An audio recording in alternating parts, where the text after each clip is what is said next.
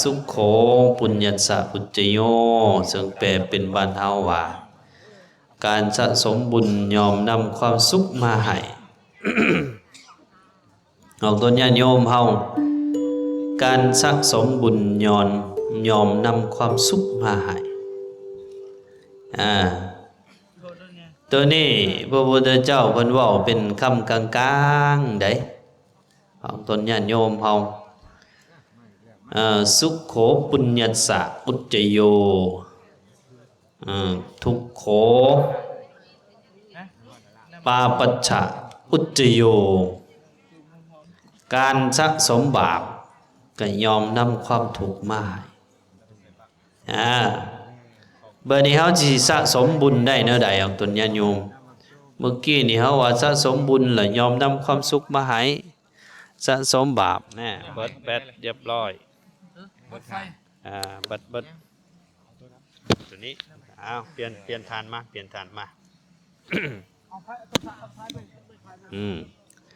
เห็นบ่ไฟแห้งไหลหมดจักเว้าบ่พอฮอด2 นาที ไฟเบิดเห็นป่ะเฮาสินั่นจังได๋บัดนี้ญาติโยมเฮาสิสะสมบุญแนวใดจังใดเฮาสิสะสมบุญได้มีบุญได้มันมีอันนี้เล่าให้เฮาฟังมีสมัยหนึ่งพระผู้มีพระภาคเจ้าเฮาเพิ่นประทับอยู่วัดพระเชตวันใกล้สิแจ้งประมาณบ่าย1บ่าย2ยามกลางคืนนะนี่มีเทวดาตนหนึ่งอยู่ในสวรรค์ก็จะว่าได้อยู่ในสวรรค์ได้มาปกคตกายอยู่ใกล้ๆกับพระพุทธเจ้านะมีแสงหุ้ง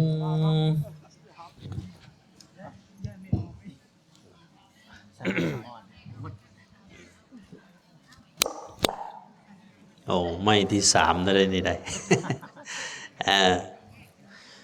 มาปรากฏอยู่ใกล้ๆพระพุทธเจ้าบอกตนญาติโยมเฮา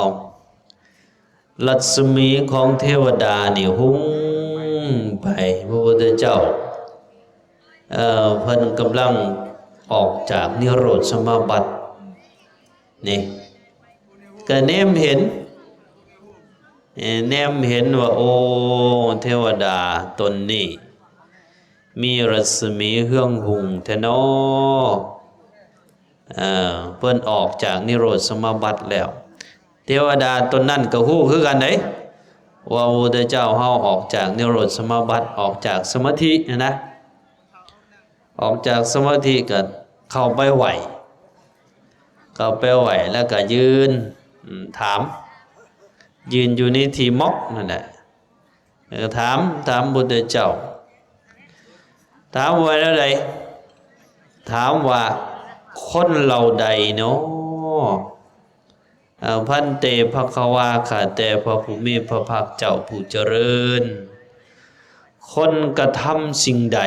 ฟังดีๆเด้อคนเฮ็ดหยังว่าเป็นบ้านเฮานะคนเฮ็ดอีหยังจึงจะได้บุญทางกลางเว้นและกลางคืนได้บุญทั้งหลับทั้งตื่นนี่เอาตัวนี้โยมเฮานี่พระพุทธเจ้าเพิ่นก็ตอบบาดนี้ฟังเด้อพระพุทธเจ้าเพิ่นก็ตอบคนเราใดได้ปลูกป่านี่ฟังดีๆได้ปลูกป่าปลูกดงปลูกพงปลูกไผ่คนเราใดได้สร้างแหล่งน้ำคนเราใดได้สร้างขัวสะพานสร้างวิหารที่พัก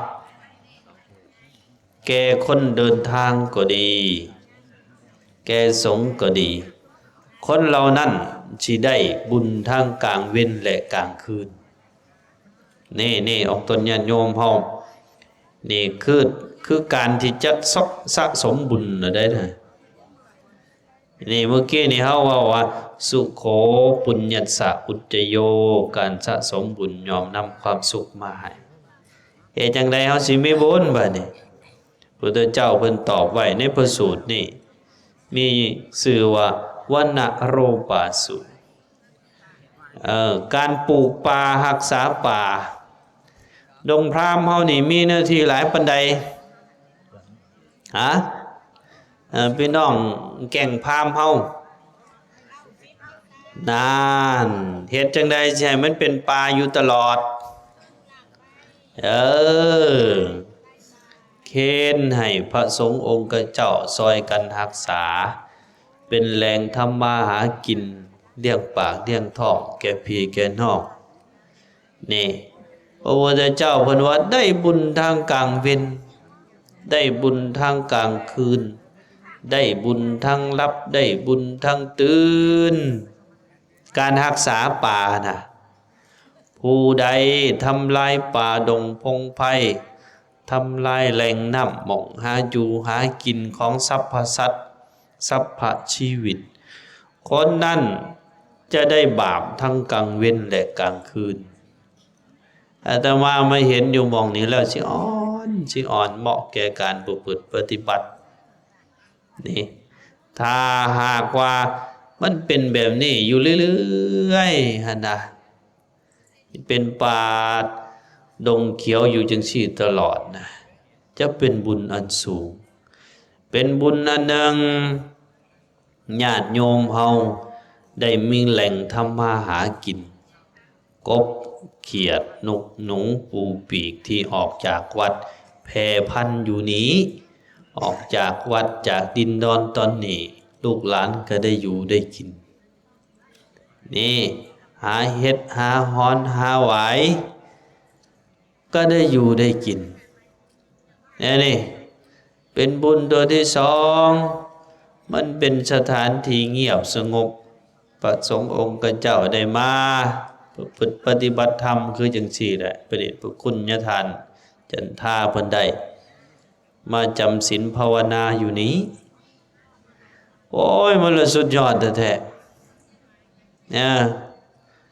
มันละสุดยอดแท้ๆนี่อันนี้เป็นการสะสมบุญอันหนึ่งการรักษาป่ารักษาดงบ่มีอีหยังที่จะรักษาป่าดงได้ดีเท่ายาคูยาคูนี่ถึงจะทำลายป่าหลายปานใดก็ตามแต่ก็บ่สู้พวกบริษัทสวนอ้อยกับสวนมันสิทำลายหลายปานใดก็ตามยาคูนะก็ยังบ่สู้สวนอ้อยกับสวนมันทำลายป่านะสวนอ้อยกับสวนมันเข้าไปเป็นจังได๋เจ้าเป็นเติดเป็นเติดคักเติดแน่ดีแท้ๆได้นี่ผู้ใดเป็นผู้รวยสวนอ้อยสวนมันนะอาตมายังเห็นคนปลูกมันปลูกอ้อยบ่รวยอยู่เดี๋ยวนี้นะเห็นแต่พวกเจ้าของบริษัทเขาผู้รวยผู้ปลูกอ้อยผู้ปลูกมันน่ะยังทุกข์หาเช้ากินค่ำหาปีนี้ปีใหม่ก็หาไม้บางคนน่ะเสียค่ารถยังบ่จบนั่นล่ะจังว่าเฮาลืมฮีดเก่าของหลังที่พระพุทธเจ้าเฮาเพิ่นบัญญัติไว้ผู้ใดปลูกป่าปลูกดงรักษาพงรักษาภัยรักษาแหล่งน้ำสร้างถนนหนทางให้คนไปมาสะดวกเขาเหล่านั้นจะได้บุญทางกลางเว้นได้บุญทางกลางคืนได้บุญทั้งหลับทั้งตื่นนี่ในด้านใดของตนญาติโยมเฮาอันนี้คือการสะสมบุญในเบื้องต้นนี่สะสมบุญในเบื้องต้นนี่สะสมบุญนี่ขั้นสูงขึ้นกว่านี้บาดนี้มันมีเป็นระดับได้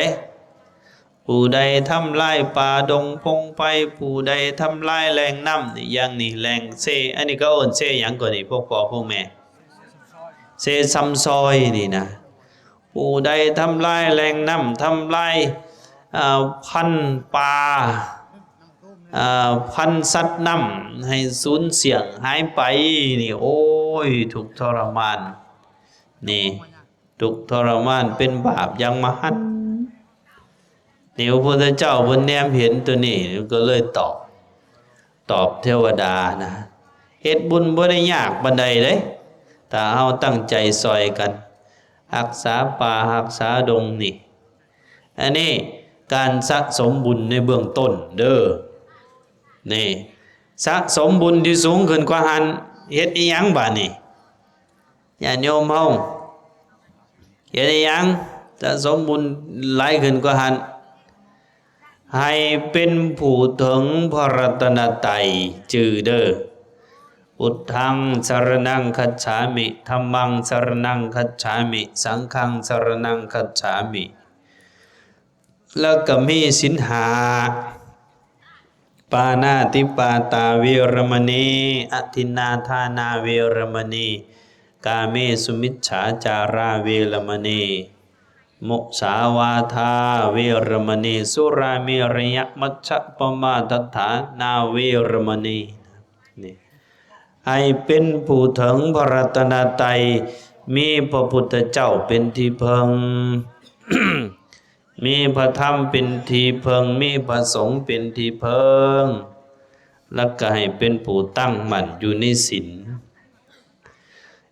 โดยเฉพาะศีลที่เฮาอยู่ในครอบครัวเฮือนชาติอยู่ในสังคมที่บ่ผิดบ่เถียงกันในครอบในครัวเฮานะผัวเมียบ่ผิดเถียงกันลูกหลานบ่ผิดเถียงกันนี่อันนี้ล่ะศีลในเบื้องต้นของตนญาติโยมเฮาได้นี่ผู้ใดเฮ็ดแบบนี้ประพฤติปฏิบัติแบบนี้อันนี้เป็นบุญที่สูงขึ้นมานี่ยังเฮามาได้สมโภชพระในมื้อนี้นี่เฮามันมาได้มาประพฤติปฏิบัติธรรมในมื้อนี้นี่เฮาได้สมทานศีลเฮาได้ถึงพระรัตนตรัยนี่เป็นบุญอันสูงได้มาประพฤติปฏิบัติธรรมในหม่องนี้ประกาศให้โลกฮู้ว่าสถานที่หม่องนี้เป็นธรณีสงฆ์เด้อสถานที่แห่งความสงบอมเย็นคนทั้งหลายได้ฮู้ก็เจ้าก็จะได้ฮู้บอกต่อๆกันว่าสถานที่หม่องนี้บ่ควรทำลายควรที่จะรักษานี่ได้บุญเบื้องต้นได้บุญท่ามกลางนี่เป็นหน้าไหนพวกพ่อพวกแม่เฮาบุญที่สูงขึ้นอีกกว่านี้เลยการรักษาศีลการถึงพระรัตนตรัยบุญที่เกิดจากการเจริญภาวนาตัวนี้ได้พิจารณาเห็นชีวิตเห็นอริยสัจเห็นชีวิตตามความเป็นจริงความเป็นจริงของชีวิตมีอีหยังมีอนิจจังทุกขังอนัตตานี่จนจิตใจปล่อยจิตใจว่างจิตใจเฮาเบาสบายนี่จิตใจบ่เดือดบ่ร้อนจิตใจว่างอัตตาตัวตนได้จนละสังโยชน์ละอาสวะกิเลสต่างๆได้อันนั้นเป็นบุญที่สูงนี่เฮาสิสะสมบุญแนวใดก็ตามของตนญาติโยมเฮาก็เริ่มจากธรรมชาติเด้อเริ่มจากธรรมชาตินอกโตคืออีหยังเอาก็ได้โยมธรรมชาตินอกโตเฮาคือดินน้ำป่าดงพงไพรนี่สะสมสิ่งเหล่านี้ด้วยการรักษาบ่อทำลายนี่ยังพระเดชพระคุณญาติท่านจันท่าเพิ่นกำลังมารักษาป่าดงพร่ำเพิ่นอยู่ที่นี่นะว้าวมักว่าหยอกมาดูโอ้ยอย่าให้มันแป่นเติร์ดญาติท่านเด้ออยู่ นี่สิอ่อนแม่ยังดอกดินกับดินเพียงนี่ดงพามเฮานี่ติดเซ แหล่งน้ำนี่สบายสบายนี่อันนะเริ่มจากธรรมชาตินอกโตก็คือป่าดงพงไพรดินดอนตอนหญ้าให้เฮาพากันรักษาดินแนวใดของตนญาติโยมรักษาดินโดยเฮ็ดบ่ให้ดินตาย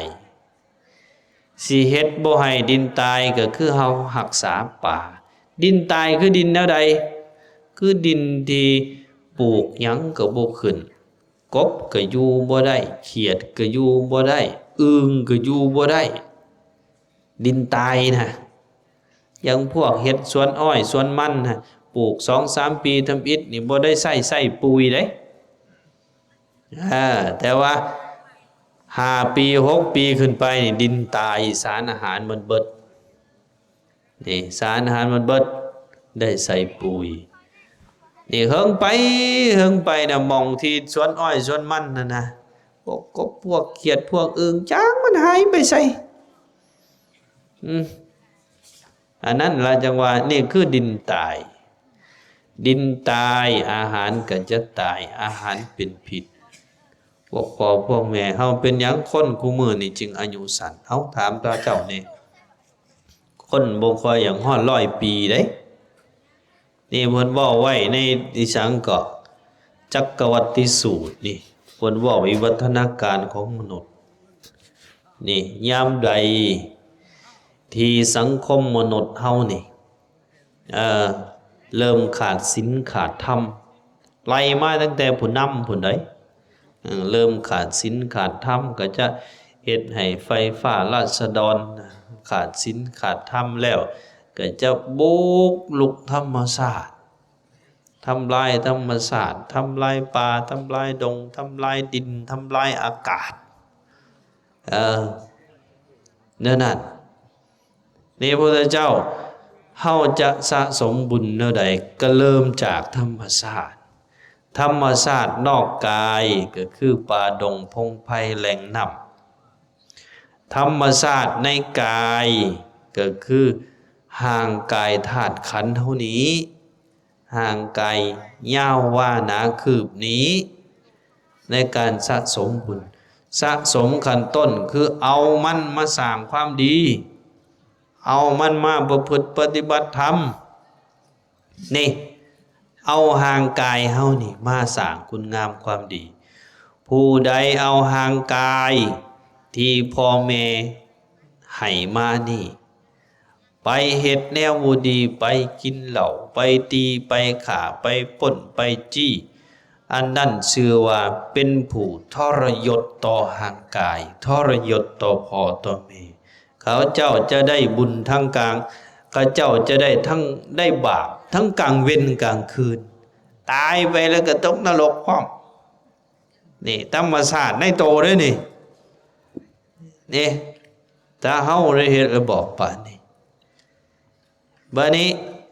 บุญที่สูงกว่าหันคือการพิจารณาห่างกายตัวนี้ธรรมชาติตัวนี้บ่ว่าจะทางนอกหรือทางในสรรพสิ่งบ่เที่ยงแท้แน่นอนบ่มีอิหยังเป็นของเฮาบ่มีอิหยังเป็นของเขา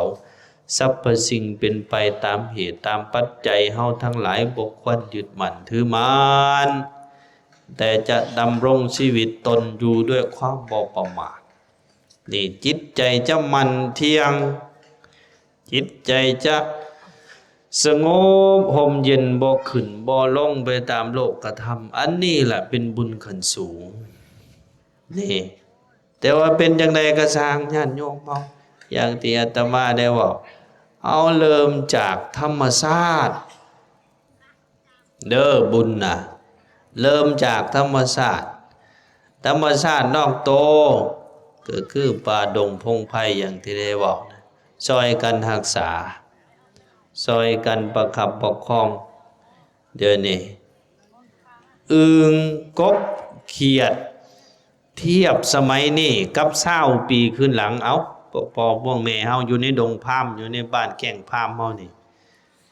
ยังหลายอยู่บ่ธรรมชาติพวกกบพวกเขียดพวกอึ่ง เทียบคืนกับ20ปีก่อนได้น่านมันบางลงหลายแล้วนี่บางคนก็ไม่ตัวาโอ้ยมันเป็นไปตามยุคตามสมัยมันครูบาอาจารย์เอ้ยพุ่น ก็แม่นบ่วันบ่แม่นว่าบ่แม่นได้แต่ว่าให้เฮาได้สำนึกเลิกๆไว้ว่าพวกเฮานี่ล่ะที่จะซอยกันรักษานี่ก็จะได้บุญนี่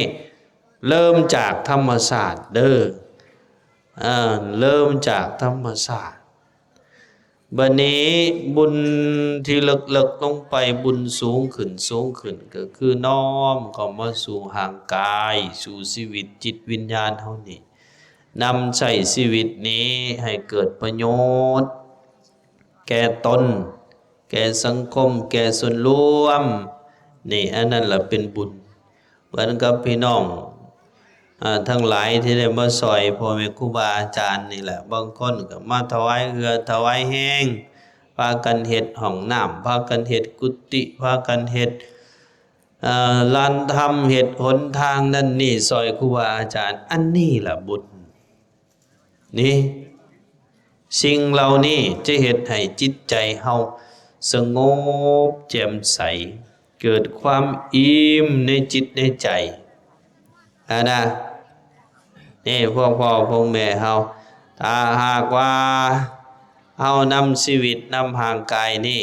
ไปเฮ็ดแนวบ่ดีจิตใจของเฮาก็จะร้อนหนอนตะการนี่บ่มีความสงบร่มเย็นก็จะเป็นไปเพื่อบาปเพื่อความทุกข์นี่เว้าถึงการสะสมบุญเด้อให้ถ้าเฮานำไปคิดหินตองคักๆนี่พระพุทธเจ้าเพิ่นตอบมานั่นเพิ่นตอบเทวดาตอบเทวดาที่มาเข้าเฝ้าเพิ่นว่าคนเราใดเฮ็ดอีหยังน้อจึงสิได้บุญทั้งกลางเว้นกลางคืนทั้งหลับทั้งตื่นนะเด้อแต่เฮาถ้าอยากได้บุญทั้งกลางเว้นกลางคืนทั้งหลับทั้งตื่นนะเริ่มต้นง่ายๆจากการรักษาป่าดงพงไพรของบ้านเฮานี้การดูแลหนทางการรักษาแหล่งน้ำเริ่มต้นง่ายๆสูงขึ้นจากหันกะให้ฮู้เป็นผู้ถึงพระรัตนตรัยพุทธังสรณังคัจฉามิธัมมังสรณังคัจฉามินะสังฆังสรณังคัจฉามิแล้วก็เป็นผู้มีศีล5สูงขึ้นจากหันกะให้ฮู้ไว้พระสมทานศีลนั่งสมาธิภาวนาก่อนนอนกูมือเพื่อให้ได้พิจารณาเห็นชีวิตของเขาแน่ที่ครูบาอาจารย์เพิ่นมักสูตรอยู่เรื่อยชราธัมมุมหิชรังอนัตติโตเอามีความแก่เป็นธรรมดาพญาติธัมมุมหิพญาติงอนัตติโตเอามีความเจ็บไข้ได้ป่วยเป็นธรรมดาจังซี่นะพิจารณาเพื่อให้จิตใจเฮาละเฮาวางนี่คลายความยึดมั่นถือมั่นสูงบุญก็จะสูง อันนี้ฝากไว้เป็นข้อคิดเด้อพวกพ่อพวกแม่เฮาจะสะสมบุญได้แนวใดบุญดีพุทธเจ้าเพิ่นเว้าอยู่ตลอดว่าสุโขปุญญัสสะอุจจโยการสะสมบุญยอมนำความสุขมาให้แม่นอย่างที่ว่านั่นล่ะสะสมจากการรักษาป่าดงรักษาแหล่งน้ำสะสมจากการถึงพระรัตนตรัย